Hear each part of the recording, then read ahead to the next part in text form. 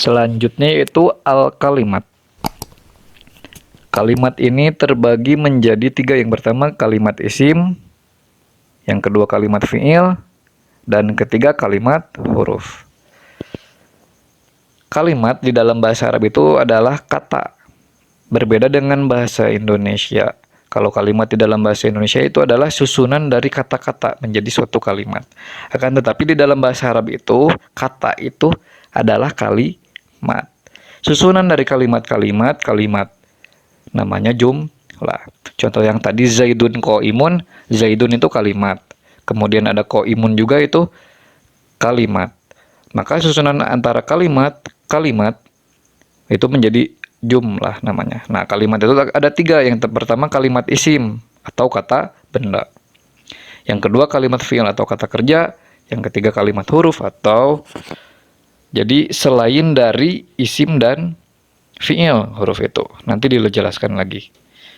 Yang pertama pengertian isim. Isim adalah kata yang menunjukkan pada makna tersendiri dan tidak disertai dengan waktu. Dari pengertian di atas setidaknya ada 3 poin pokok yang harus kita pahami dan ini penting. Pertama, isim merupakan kalimat. Karena kalimat itu ada 3 yaitu isim, fi'il, dan huruf. Yang kedua, isim menunjukkan pada makna tersendiri. Hal ini menjadi pembeda dengan huruf yang tidak memiliki makna tersendiri. Yang ketiga, isim tidak disertai dengan status waktu. Hal ini menjadi pembeda dengan fi'il. Fi'il yang harus selalu ada status waktunya. Status waktu itu ada 3, yaitu yang berarti akan, sedang, dan telah.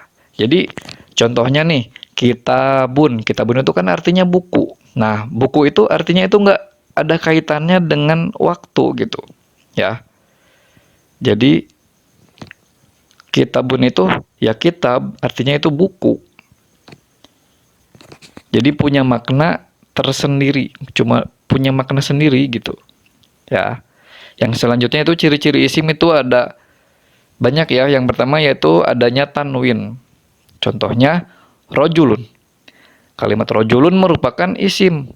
Cirinya dibaca tanwin pada harokat akhirnya. Setiap kalimat yang harokat akhirnya dibaca tanwin, baik tanwin fathah, dhamma atau kasroh, maka itu adalah isim. Misalnya rojulun atau rojulan atau rojulin. Yang di akhirnya itu ada harokatnya un atau an atau an, in, un, maka itu adalah tanwin ya. Akhirnya ada tanwin itu adalah isim. Yang kedua adanya alif lam. Contohnya al-kitabu. Nah, di depannya itu ada alif lam. Kalimat al-kitabu merupakan isim. Cirinya diawali dengan alif lam. Setiap kalimat yang diawali oleh alif lam, maka itu adalah isim. Selain dari al-kitabu, misalnya al-maktabu. Al-maktabu. Itu depannya ada alif lamnya, artinya meja. Kemudian yang ketiga didahului oleh huruf jar. Contohnya alal maktabi. Kalimat al-maktab merupakan isim. Cirinya sebelumnya itu ada ala, ya, ada huruf jar. Ala itu huruf jar, artinya di atas. Nah, berarti cirinya juga ada lagi, ada alif lam ya, tadi udah. Jadi ada 2 ciri, sebelumnya ada huruf jar, kemudian ada alif lam, itu udah yakin pasti isim. Gitu ya. Huruf jar merupakan huruf yang biasa memasuki kalimat isim. Kenapa dinamakan huruf jar? Karena isim yang sudah dimasuki oleh huruf ini i'rabnya menjadi khofad atau jar. Yang keempat didahului oleh ya nida, yaitu ya yang berfungsi untuk menyeru. Contohnya ya Muhammad. Kalimat Muhammad merupakan isim. Cirinya dimasuki oleh ya nida. Ya itu artinya ya wahai, untuk memanggil ya. Ya Muhammad, wahai Muhammad, begitu. Kemudian yang kelima itu digunakan sebagai rangkaian idhofat atau semacam kata menjemuk. Contohnya kalamullahi. Kalimat kalamu dan kalimat Allahi merupakan isim. Cirinya itu bisa dirangkaikan. Contoh lainnya misalnya ada kalimat babun dengan faslun. Maka kita rangkaikan babu faslin atau babul fasli, pintunya kelas. Nah, itu dirangkaikan menjadi suatu kata menjadi suatu kalimat ya, babul fasli itu, maka itu dinamakan isim idhofat. Itu ya. Kemudian yang selanjutnya itu pengertian huruf. Huruf adalah setiap kalimat yang tidak jelas maknanya, terkecuali dengan disandingkan kepada kalimat yang lainnya. Lebih mudahnya huruf itu adalah selain dari isim dan fi'il ya. Huruf ada banyak macam-macamnya, diantaranya itu ada huruf jar. Itu ya. Misalnya contohnya di sini ada min, itu artinya dari. Roja'tu minal jami'ati. Saya telah kembali minal jami'ati, min itu dari al-jami'ah kampus. Ila artinya ke. Adhabu ila suki, saya pergi ke pasar. An artinya tentang. Sa'altu an Mahmudin, saya bertanya tentang Mahmud.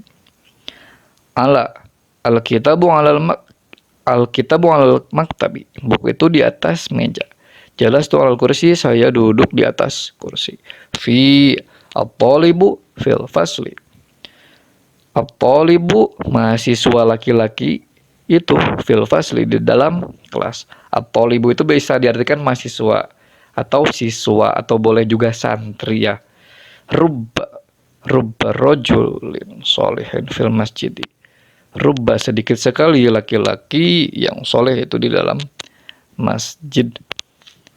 Kemudian ada alba, artinya dengan. Katabtu bil qalami, saya menulis dengan pulpen. Al-kafu, bagaikan. Zaidun kal badri, Zaid bagaikan bulan purnama. Al-lamu al-kurrasatu li Zaidin, al-kurrasatu buku tulis li Zaidin, milik Zaid atau punya Zaid. Gitu ya. Oke.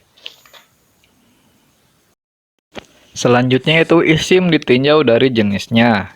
Isim ditinjau dari jenisnya ada dua itu, muzakkar dan mu'annats. Jadi muzakkar itu contohnya al-muslimu, orang Islam. Orang Islamnya laki-laki. Al-mu'annats, al-muslimatu, orang Islam. Orang Islamnya perempuan. Jadi muzakkar itu untuk laki-laki atau sejenisnya dan mu'annats itu untuk perempuan atau sejenisnya. Cirinya dari mu'annats itu salah satunya cirinya ada huruf ta marbutoh di belakangnya ya untuk memudahkan. Jadi isim itu ada muzakkar, ada mu'annats. Kemudian isim terbagi lagi menjadi 3 ya. Jika isim itu ditinjau dari segi bilangannya, isim ditinjau dari bilangannya. Yang pertama ada isim mufrad, yang kedua isim musanna atau tasniyah, yang ketiga adalah isim jama'. Jadi mufrad itu untuk bentuknya 1. Yang kedua kalau musanna itu bentuknya 2. Kalau jama' bentuknya lebih dari 2. Jama' itu terbagi menjadi 3 lagi, yaitu jama' mudzakkar salim untuk muzakkar ya, jama' mudzakkar salim. Yang kedua jama' muannats salim untuk muannats, dan yang ketiga adalah jama' taksir. Jama' taksir itu bentuknya yang berubah dari bentuk mufradnya. Nah, kita beri contoh nih supaya tidak bingung ya. Yang pertama ini mufrad. Di sini contoh ada mufrad, musanna dan jama'. Yang pertama contohnya muslimun. Berarti 1 orang apa? Laki muslim. Kemudian muslimani. Nah, 2 orang muslim laki-laki. Yang ketiga adalah muslimuna. Ini adalah orang-orang muslim. Orang-orang muslimnya lebih dari 2 orang. Ini adalah jama' mudzakkar salim. Jamaknya ya. Kemudian yang kedua ini contoh dari yang mu'annatsnya. Muslimatun, cirinya ada ta marbutoh di belakangnya. Orang muslimnya perempuan, satu orang. Mufrad, satu orang. Kemudian muslimatani, orang muslimnya perempuan, dua orang. Muslimatun, orang-orang muslim perempuan, lebih dari dua orang. Ini adalah jama' muannats salim. Kemudian yang ketiganya ini adalah contohnya itu kitabun, artinya buku ya, satu buku.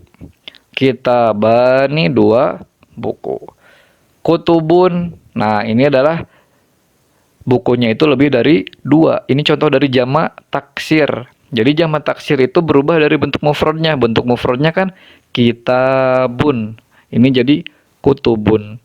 Bedanya kan kalau misalnya yang pertama nih kita lihat lagi ke atas. Muslimun. Muslimani. Muslimuna. Kalau yang zamannya ini, jama' mudzakkar salim ini, di belakangnya itu ditambahkan wawu dan nun. Jadi beraturan. Seperti jama' muannats juga di belakangnya tambahin alif dan ta. Tidak berubah dari bentuk mufradnya. Muslimun tambah wawu sama nun, muslimuna. Muslimatun asalnya muslimatun, tambahin alif dan ta. Kemudian kalau kitabun ini tiba-tiba jadi kutubun. Jadi kutubun ini berubah dari bentuk mufradnya. Mudahnya teman-teman nanti silakan teman-teman mencari di kamus. Biasanya di kamus itu kita bisa mengetahui ya, oh ini jamak taksir gitu.